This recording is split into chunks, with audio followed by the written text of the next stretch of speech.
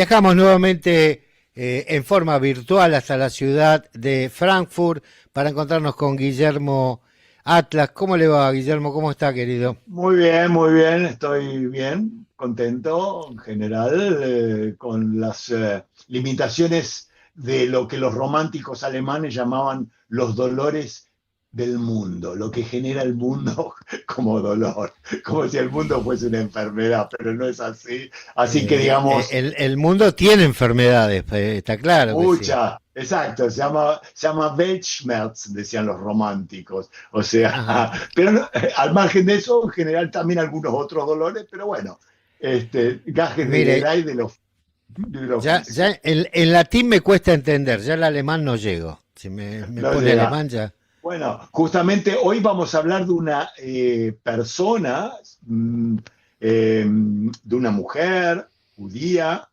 Débora Vogel, que seguramente al leerlo los argentinos muchos van a decir Vogel, pero por favor pronuncien bien Vogel, que quiere decir pájaro, Tzipor, Feigl es pajarito, Vogel se dice en yiddish y en alemán, Vogel. Y era el apellido Fogel. judío, Vogel, así, porque la B corta es F y la G se lee como si tuviese una U en el medio. Ah, Así, así que Vogel, Débora Vogel, ¿no? Que ocupa un lugar muy raro y justamente, como de costumbre, yo no puedo con mi genio. ¿qué juega de 9 atrasado? Exactamente, sí, Ocupa un sí, lugar no, raro. ocupa un lugar raro y por eso me parece que es interesante en la literatura judía de entreguerras.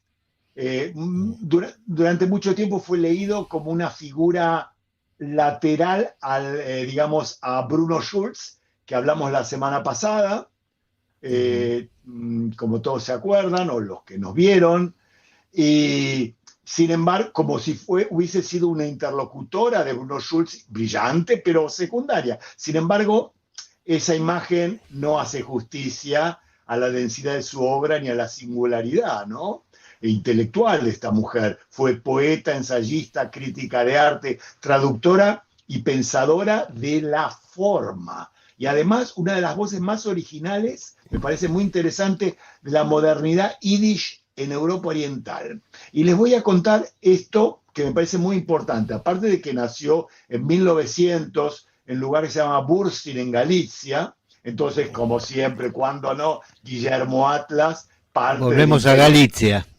volvemos a Galicia y parte del imperio austrohúngaro. Hoy no les voy a volver a contar cuáles fueron las características de la Galicia judía, pero no puedo Ah, tampoco en esto con mi genio, les voy a decir que era, digamos, un lugar fronterizo, donde había muchas lenguas, muchas culturas, y en el entorno de Vogel circulaba el polaco, el alemán, el hebreo, el yiddish, y también el ah, ucraniano.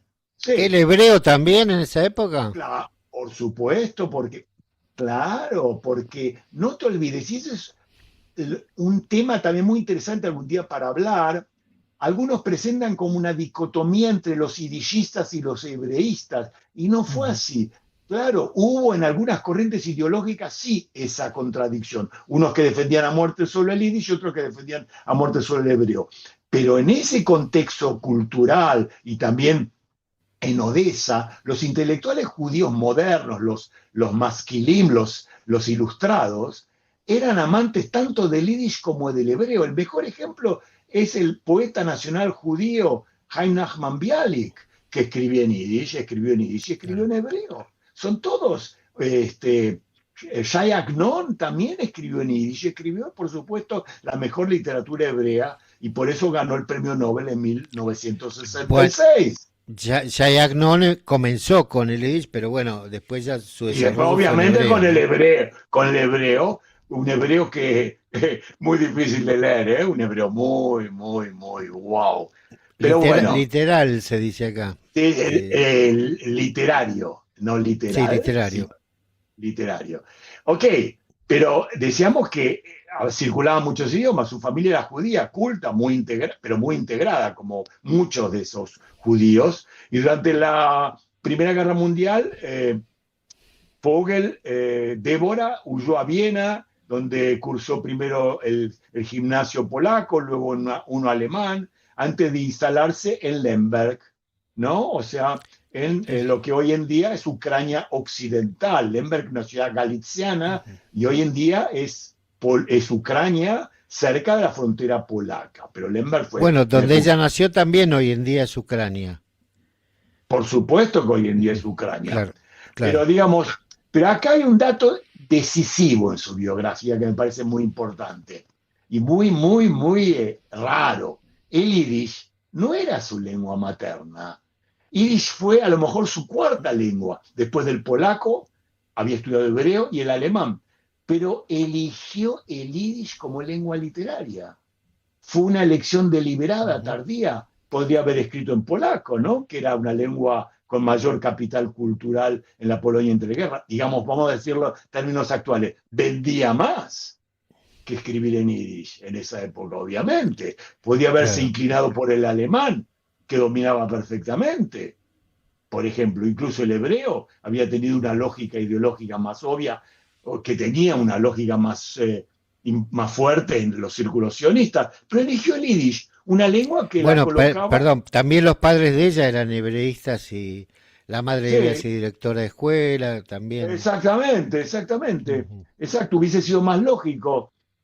Y digamos, pero ella se eligió el yiddish Ujú. fuera de los grandes, digamos, centros, por decirlo así, de legitimación literaria. Ya esto me parece que empieza a definir eh, la obra de Deborah Fogel, que es una obra realmente excéntrica, si se quiere. Fuera del canon polaco, escribir en yiddish. Un texto reciente, hace poco leí que dicen que Fogel quedó aplastada por 5 techos. La de mujer judía, autora en yiddish, artista de vanguardia, además vivir en la Galicia provincial, digamos, más allá, digamos, de la exageración periodística que tiene Sí. definirla así, pero, digamos, tiene algo de cierto todo esto. Eh, para ella, la percepción, la relación entre la forma artística y la experiencia cotidiana estaba relacionado con el modo en que una época exigía, digamos, exigía formas de sensibilidad. Trabajó como educadora, docente de psicología, literatura. Además, trabajó mucho en la crítica cultural para muchos medios, pero su entrada al Yiddish está muy ligada a una figura muy querida, que es la figura de Rachel Auerbach o Auerbach en Yiddish, que es la figura clave del mundo judío polaco y la gran cronista del gueto de Varsovia, ¿no? Auerbach, bueno, ya algún día hablaremos, pero bueno, Auerbach animó justamente a Deborah Fogel a trasladar, a traducir su trabajo del polaco al yiddish primero mediante traducciones y después ella empezó a escribir directamente.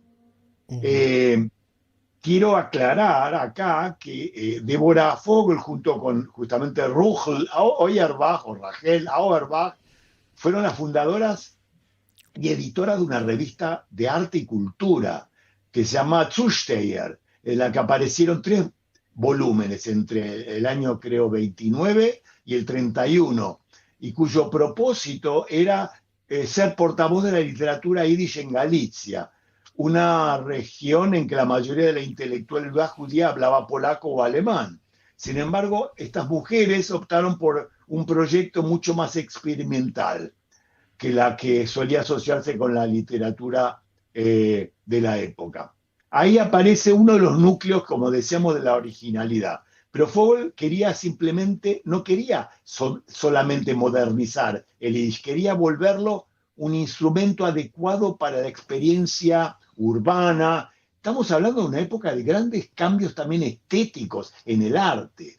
Experiencia urbana, técnica, la fragmentación del siglo, la incertidumbre. Estamos hablando de una época que, por otro lado, en Praga estaba Kafka, digamos, una época muy complicada políticamente, la antesala del infierno, y ella soñaba con un yiddish, mira lo que voy a decirles, medio es extraño, un yiddish capaz de estar a la altura, por ejemplo, del cubismo de Picasso, Uh, del constructivismo, de la fotografía, del montaje.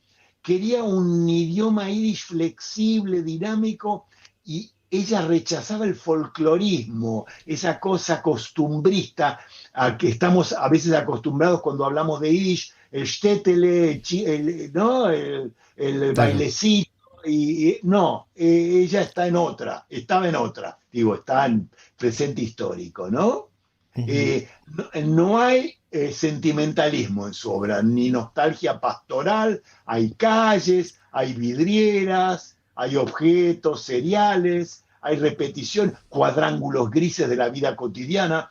La edición alemana que tengo en mis manos, miren qué libraco, ¿eh?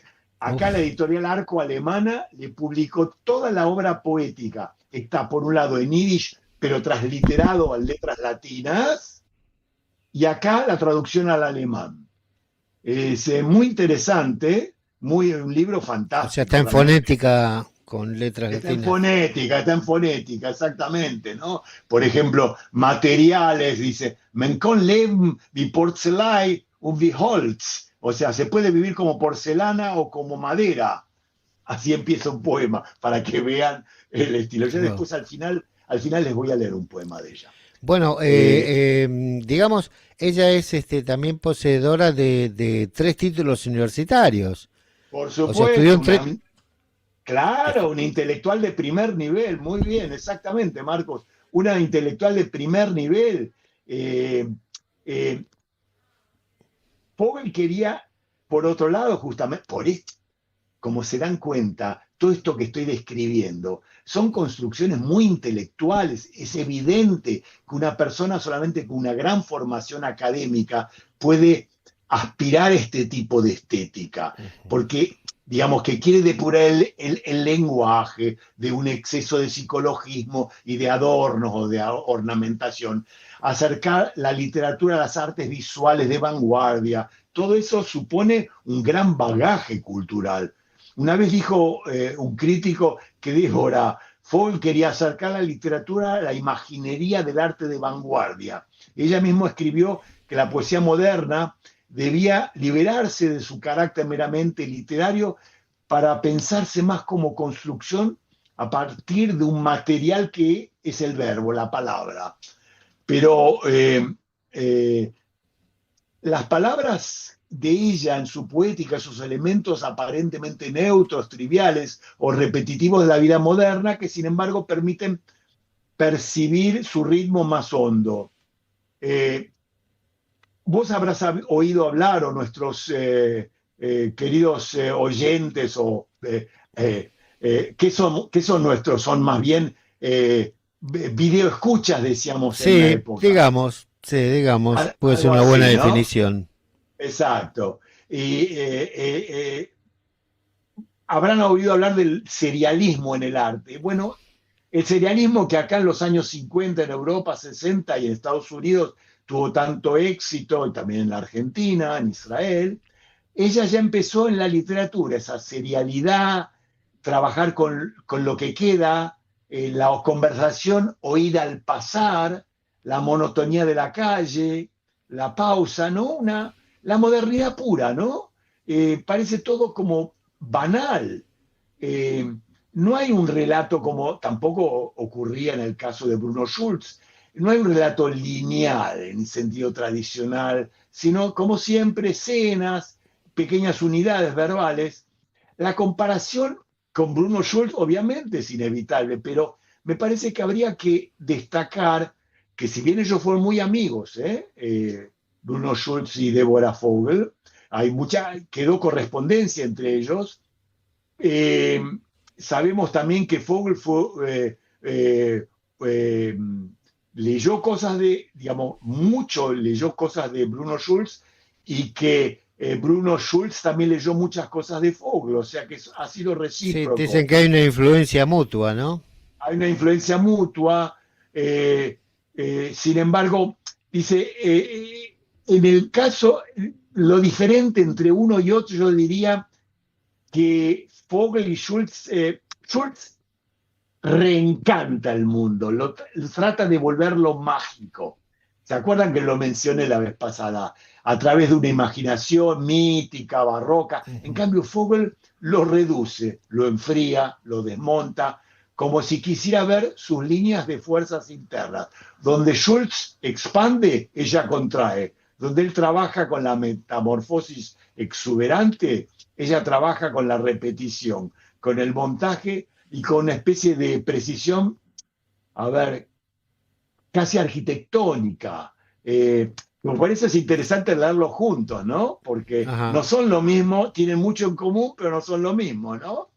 Eh, Bueno, vos me- ella tenía una escritura, por lo que leí, lo poco que leí, que era de forma experimental, que considera experimental, ¿no? O sea que Totalmente experimental. ella buscaba siempre los caminos y fue altamente criticada en su momento, digamos, porque Es que no la no entendían, no la veían, entendían. claro, no la entendían y no veían en ella rasgos feministas, a pesar de que ya venía de una tradición de un movimiento juvenil sionista, ¿no? Por supuesto. Progresista. Eh, Sí, muy laico, muy emancipado, claro.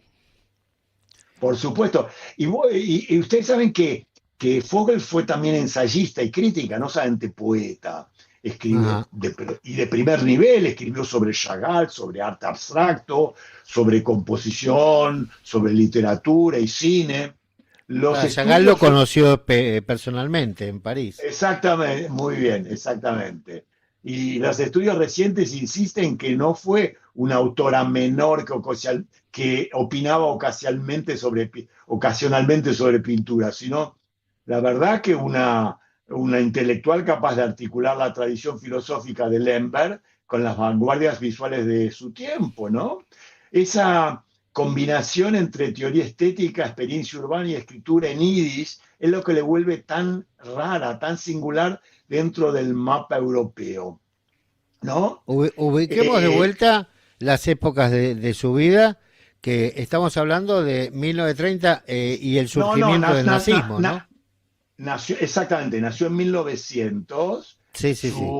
su obra principal, digamos, está entre 1925 y 1940, en el 42 ya les adelanto, va a ser fusilada en el gueto de Lemberg por los nazis, Ujú. o sea que murió con 42 años. Sí, sí. Eh, esa es lo que realmente una vida muy corta, así como su amigo Bruno Schulz, que fue asesinado también por los nazis, ¿no? Eh, Qué maravilloso por un lado y insólito que haya trascendido toda su obra, ¿no? sí, eso es verdad, es verdad. Eh, Siempre cuando termino una presentación, les repito la misma pregunta. ¿Por qué no sé si te acordás de esto, porque siempre digo, ¿por qué el héroe a fulano? ¿Por qué el héroe a Deborah Fogel?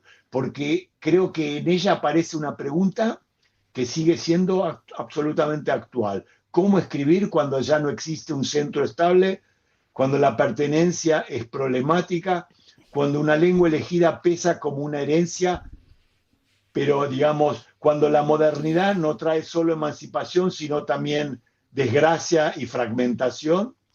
Y bueno, y Fogel no ofrece consuelo ni reconciliación fácil, lo que ofrece es una brillante lucidez, extraordinaria para mirar un mundo hecho de superficies, repeticiones, fisuras, y acaso por eso, por esa mezcla de rigor, extrañeza, extranjería y desajuste, eh, sí, desajuste, esa es la palabra. Su voz suena hoy menos como una reliquia de museo y más como una contemporánea tardía. Les voy Claro, a leer para... lo que pasa en estos casos, uno dice, el arte siempre es vanguardia. En general, digo, bueno, sabemos que el arte es vanguardia, o sea que el arte no se valora, Sí, lo estamos valorando a 70 años de su creación, digamos, 70, 80 años de su creación, como si fuera algo actual. O sea, la obra de fíjense, ella tiene ya 100 años casi, por eso, prácticamente. veamos la locura de esto, ¿no? Increíble. Este, Y sobre todo, Marcos, cuando hablamos de clásicos es porque, ¿qué es un clásico? un autor cuya obra tuvo valor en su época y tiene valor hoy. Porque cuántos libros que se escribieron hace 100, hace 20, hace 50, 200 años han quedado en el olvido. La mayoría. Lo que queda es lo clásico, lo que realmente sigue, digamos, desafiándonos, interesándonos y hablando y respondiendo a preguntas que hoy son también importantes. Les leo para terminar un poema traducido yo, complementando de lo que decías del clásico, yo digo que creo que el clásico es aquello que uno lo escuche, lo lea, lo vea en cualquier momento que sea de la historia, le va a seguir pareciendo vigente.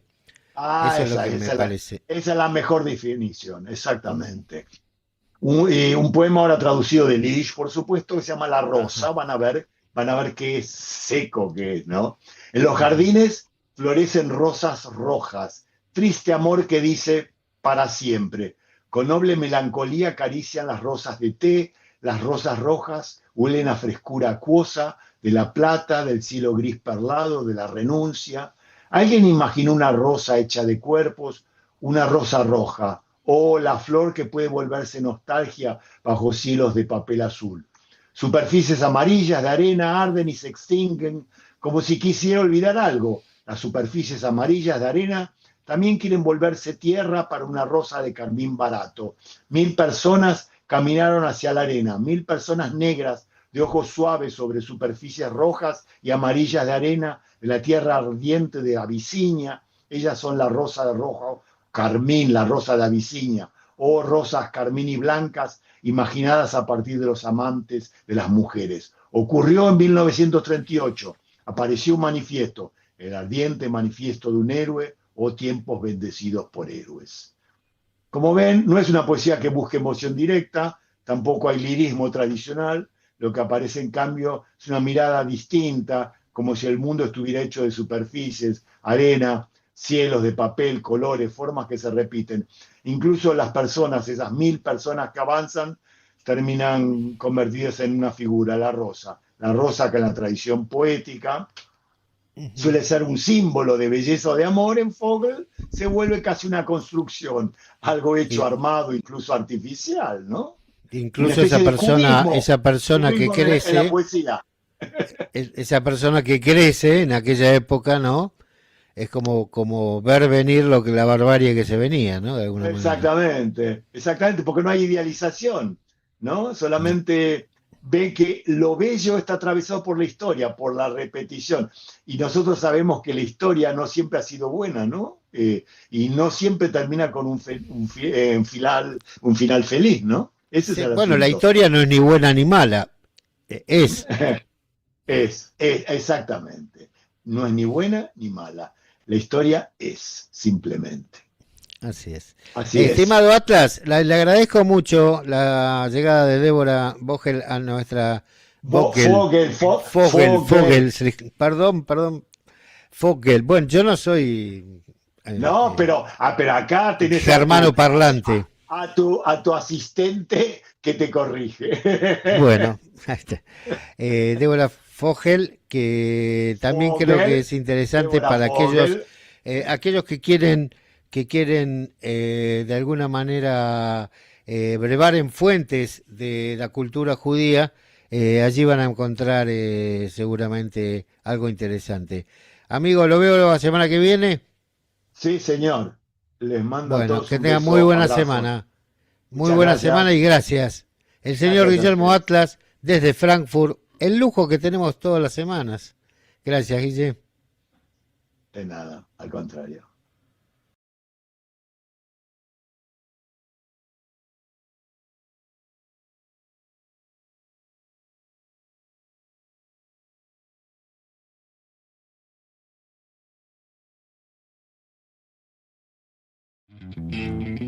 Radio Naria. Algo distinto en tu mismo idioma.